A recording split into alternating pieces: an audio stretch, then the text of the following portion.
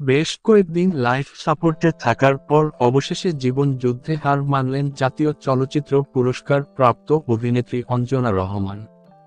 শুক্রবার ৩রা জানুয়ারি দিবাগত রাত ১টা ৩৫ বঙ্গবন্ধু শেখ মুজিব মেডিকেল বিশ্ববিদ্যালয়ে বিএসএমএমইউ চিকিৎসাধীন অবস্থায় মারা যান তিনি।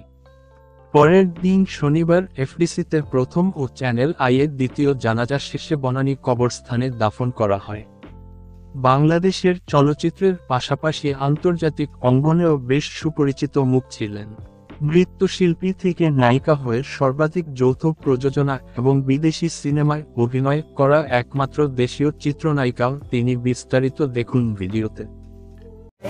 ঢাকাই সিনেমার একসময়ের জনপ্রিয় অভিনেত্রী চিত্রনায়িকা অঞ্জনা রহমান মারা গেছেন।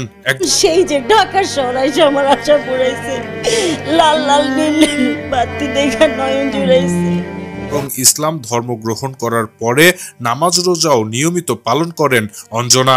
যদিও অঞ্জনার সঙ্গে আজিজুর রহমান বুলির বিচ্ছেদ হয়ে যায়, একজন মুসলিম হয়ে মৃত্যুবরণ করলেও অঞ্জনা আসলে ছিলেন একজন হিন্দু পরিবারের মেয়ে।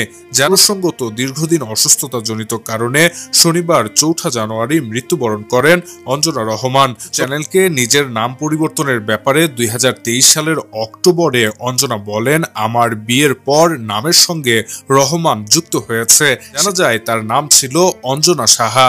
ঢাকাই সিনেমার একসময়ের প্রভাবশালী প্রযোজক পরিচালক আজিজুর রহমান বুলিকে ভালোবেসে বিয়েটা এখনো আছে। আমি সাহা পরিবারের হিন্দু মেয়ে ছিলাম আমি। ওই সাক্ষাৎকারে তিনি জানান, শুধুমাত্র নামই পরিবর্তন করেননি, বরং বিয়ে করেছিলেন তিনি।